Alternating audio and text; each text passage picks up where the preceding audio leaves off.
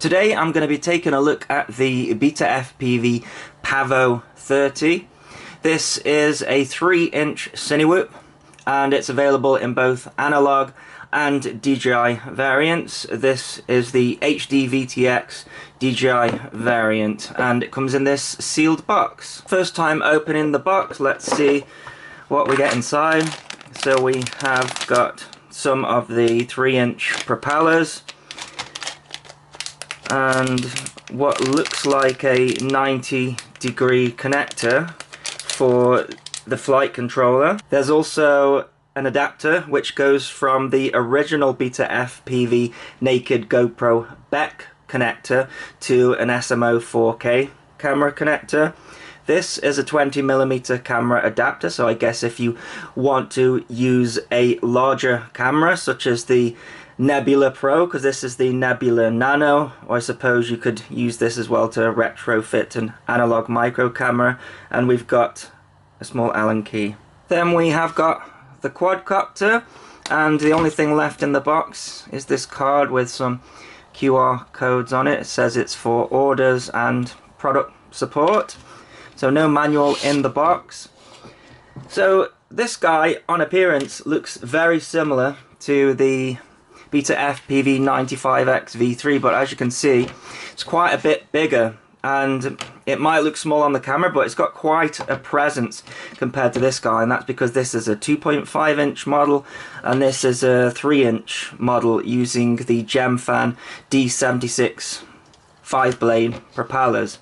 So without a battery it weighs 177 grams. I'm not sure that I can show that here, and the battery they recommend is an 850 milliamp hour 4S that weighs 268 grams, 67, and then with the SMO camera on top that is 300 grams, so not as light as the previous one and over 250 grams. So the idea of this guy being bigger and having bigger motors, the motors are BetaFPV's own 1506 3000 kV, is that you can have it with a camera on and a battery and be able to do acro and freestyle, which you would struggle to do with this guy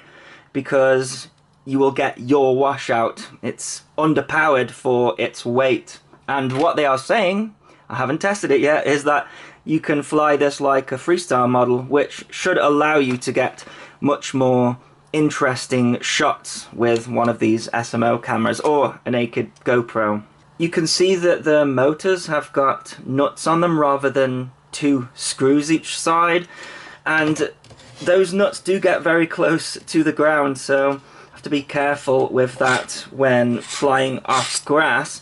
But these motors are much more beefy than you would find on a model like this, and you would put a motor like this on, say, a 3-inch 4S freestyle model. I would say the KV was just a little bit lower, maybe 3,500 is more usual for freestyle, and then 4,000 for racing, but perhaps these blades will make up for that.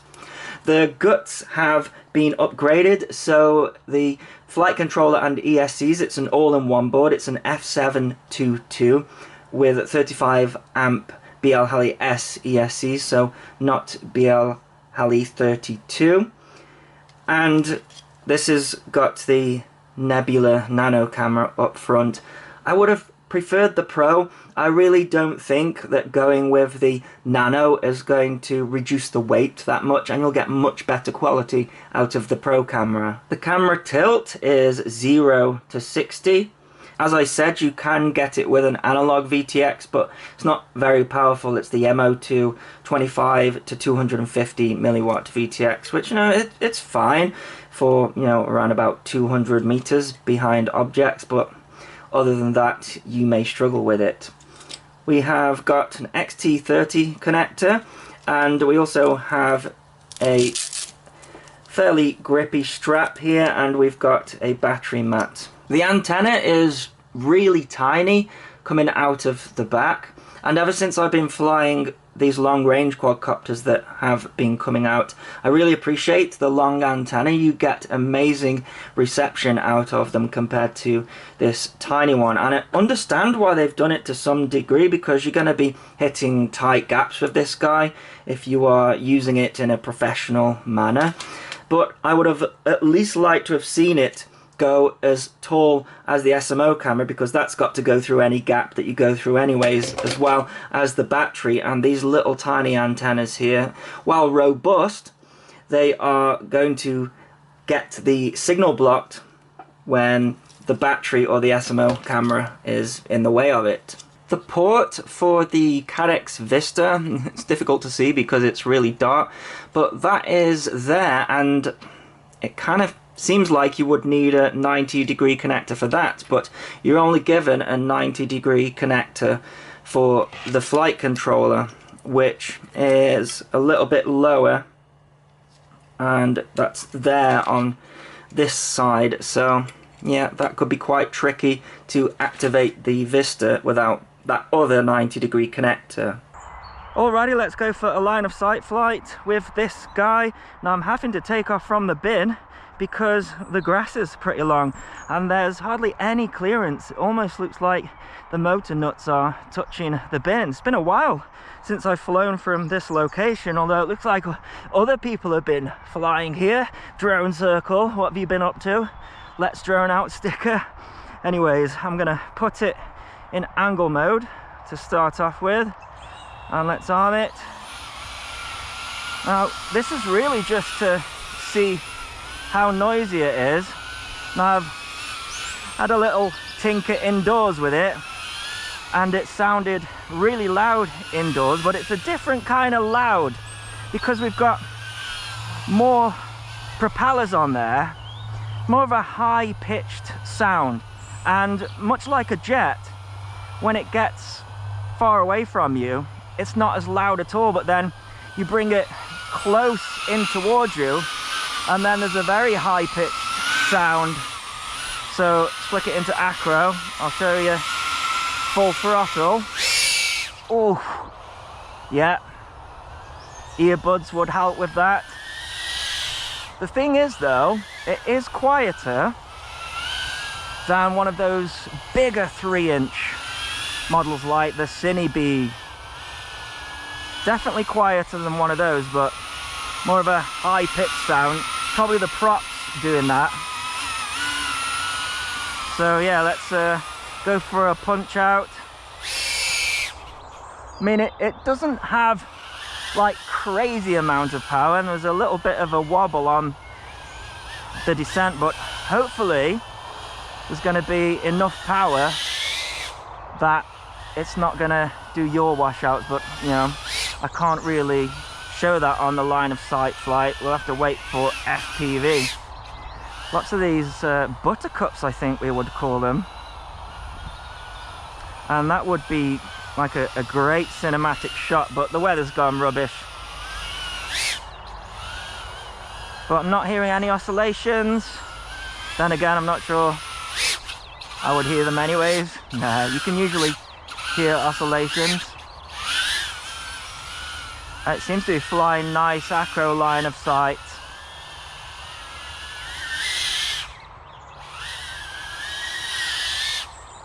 Oh yeah, very nice.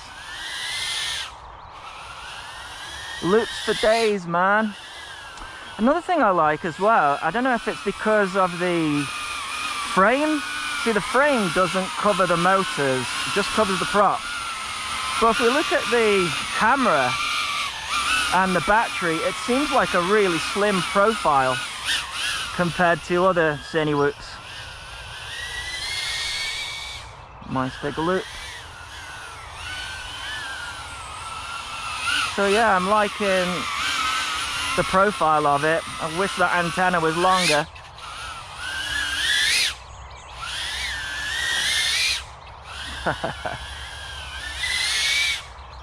I just love doing these loops. Ah, one thing that's an absolute pain though. These blimmin' camera mounts. It is just a single screw and the nut, which is recessed into part of the frame, but that nut is loose, so the way that the screw connects through the sort of hoop, if it so much as just grazes the nut on the other end, the nut flies out. So it's really fiddly. Maybe I'm just getting impatient in my old age, but I found that an absolute pain. And if I was sort of on a shoot, as it were, not that I would be on a shoot really, and I was trying to switch cameras and the nut goes flying out into the grass, forever lost, I wouldn't like that. So, you know, at least a spare one of those would be very helpful. And you know, the USB Type-C 90-degree connector could completely derail you as well. Got some air travel. It's very rare we see air travel over here anymore. Oh yes, right, it's flying nice line of sight at least, so let's get and do some FPV with it. Alrighty, let's go for some low-level buttercup flying while the sun is out.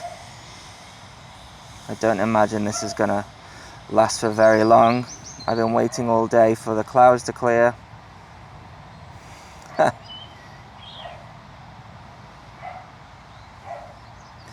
So I'm just going to start off slow like this. We've got a bit of wind today, so it's going to get blown around.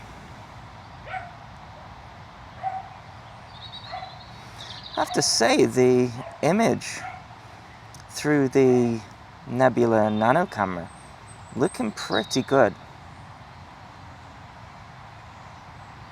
Better than analog, of course, and better than it originally was. Not as good as the DJI camera or the Nebula Pro, but call me impressed. It's usable for sure.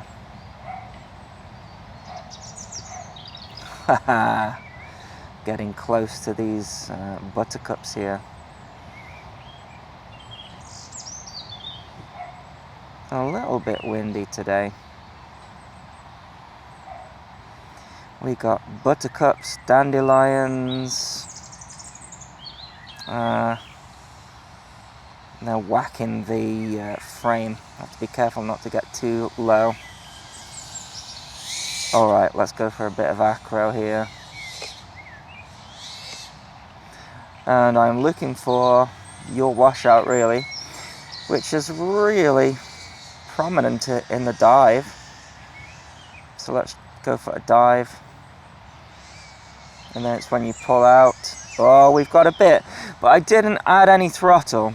So the way to get away with that is when you do a dive, let's see if it'll do it, is you come down on the dive, then apply throttle and then level out. There we go, and it didn't do it. That's just all because really we have got too much weight on there for the power. So it's kind of like a version of stalling, but with a quadcopter. Let's get over these trees here. So I don't know what the SMO camera looks like through here. I mean, that's the whole point of this guy. So if that's no good, then the modeler's no good. And then you can make your decision right there. Bit of wind today, which is causing me to have to sort of go at an angle. I always like flying through these trees, not in the trees. Have to be very careful. But, it's pretty addictive, man. Pretty addictive getting close to these trees. Getting through the gaps. Oh yeah. So already I can conclude that, yeah, you have to fly with it if you don't want your washout, but there's enough power there to not make it happen. which, you know, if you're trying to get crazy shots, is important.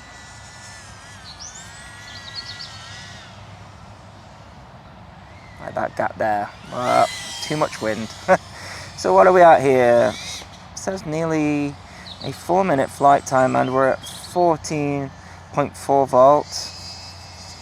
Let's do an ultimate test of this guy, which is usually a yaw spin, and then give it some throttle.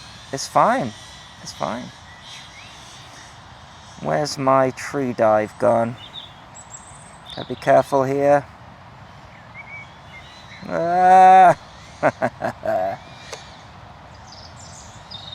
No jello through the nano camera. It's actually really good, you know. It's actually really good.